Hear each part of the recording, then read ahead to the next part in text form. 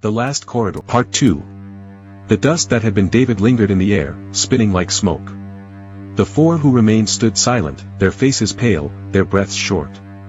The chant of the house faded, but the silence that replaced it was heavier. Michael broke it first. "We're not staying here." His voice was sharp, but fear shook beneath it. He pulled Emma by the arm, dragged Sarah with his eyes, and looked at John last. "We're leaving. Now." Emma clutched her bag close to her chest. The door closed. Michael strode back to the door. He grabbed the handle. It did not move. He slammed his shoulder against it, again and again. The wood did not break.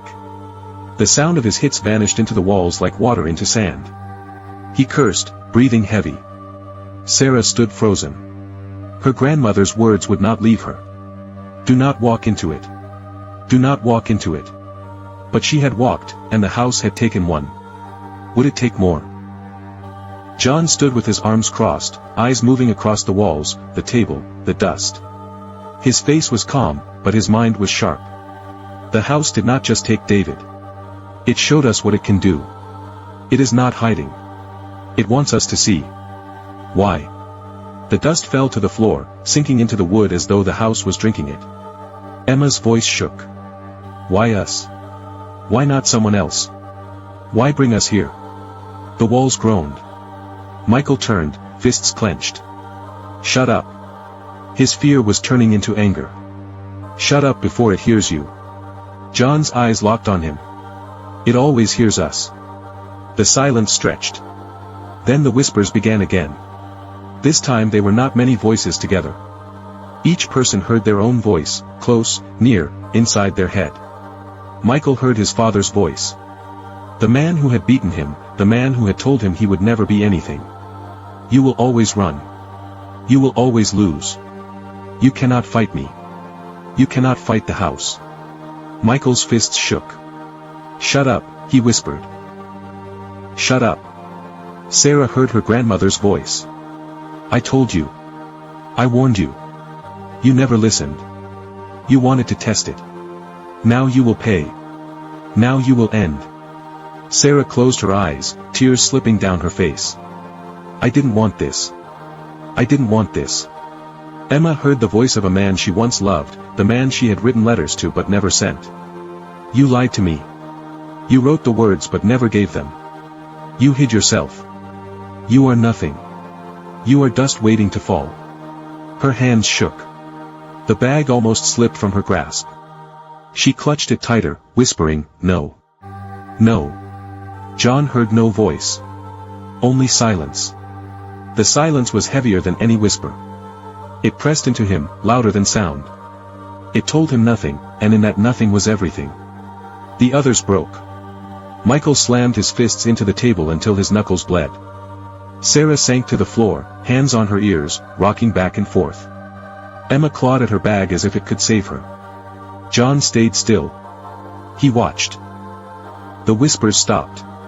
The silence after was worse. The four of them looked at one another.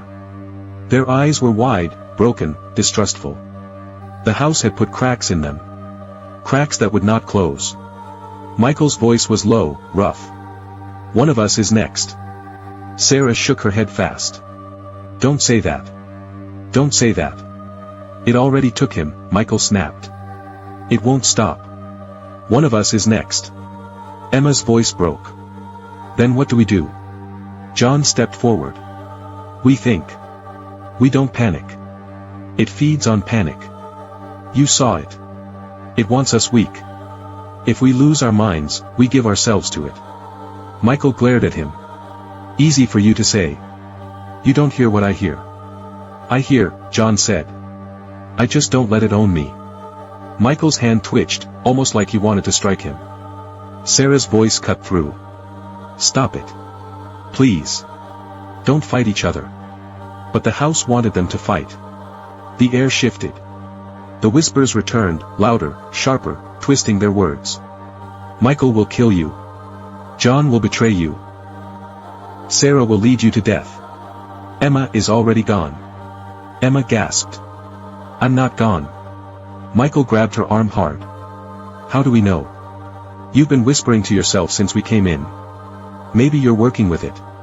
Emma pulled away, tears streaming. I'm not. I swear I'm not. Sarah stood between them, shaking. Stop it. Don't you see? It wants this. It wants us to break. John's voice was low, controlled. She's right. The house is pushing us. It wants us to tear each other apart so it doesn't have to. Michael's jaw clenched. His chest heaved. He looked at Emma, at Sarah, at John. His eyes burned with fear turned to rage. The floor shook. The table rattled. The room groaned. The house was pleased. Sarah stepped back, her eyes darting to the walls. We can't stay here. We have to move. Michael's fists shook. Move where? There has to be another way out, Sarah said, her voice trembling. Another corridor. Another door. Something. John nodded slowly. She's right. Houses are built with paths. Even this one. We find the next path. Before it takes another. Michael gave a hard laugh. Or maybe the next path is where it wants us to go. John met his eyes. Do you have a better idea? Michael said nothing. The four of them moved to the walls, searching. Their hands touched the wallpaper, the cracked wood, the seams. The room pulsed like a living chest. The walls were warm, the heartbeat steady. Emma's fingers brushed against a crack in the far wall. She froze. Here, she whispered. She pushed. The crack widened. The wall groaned. Slowly, a door formed, pushing out from the flesh of the wall. They stared. The door was small, narrow, crooked. It smelled of damp and rot. Michael reached for it. Sarah grabbed his hand.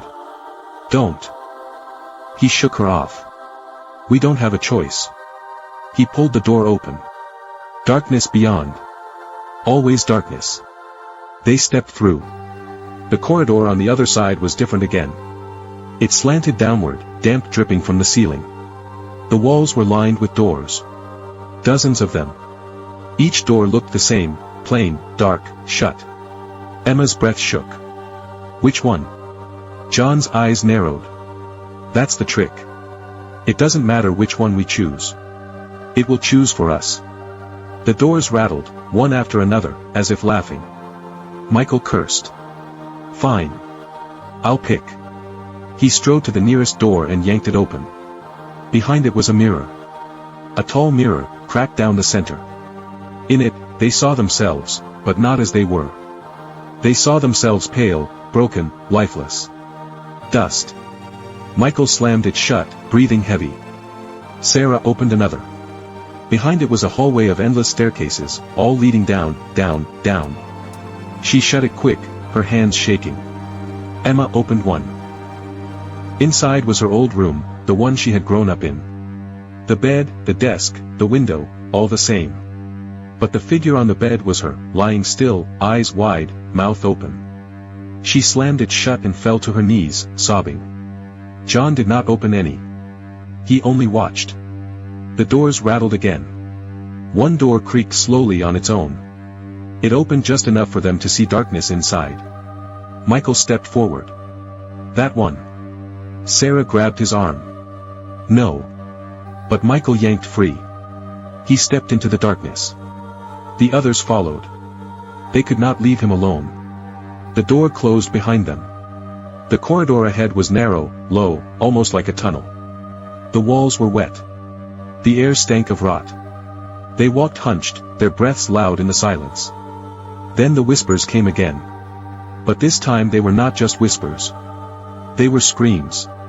The screams filled the corridor, bouncing off the walls, stabbing into their ears. They stumbled forward, covering their heads, crying out. The screams grew sharper, closer, louder. Emma fell. Michael turned to pull her up. And in that moment, the shadows moved. They wrapped around Sarah. She screamed, her voice lost in the others. Her hands clawed at the air. Her eyes locked on Michael, on Emma, on John. She screamed once more, then the shadows dragged her back, swallowing her. She was gone. The corridor fell silent. 3 remained. The house breathed again, slow and deep, pleased. Michael slammed his fists into the wall until blood smeared across it. No. Not her. Not her. Emma sobbed into her hands. It's taking us. One by one. It won't stop. John's eyes were cold, steady. It doesn't want us to stop it. It wants us to watch. The corridor pulsed around them. The whispers began again. 3 remain. 3 remain. 3 remain. They stumbled on, broken, afraid, half-mad. But in their hearts, one thought beat louder than all the others. If 2 are gone already, who will be the 3rd? The Last Corridor 2 continues. Like and subscribe for continuation.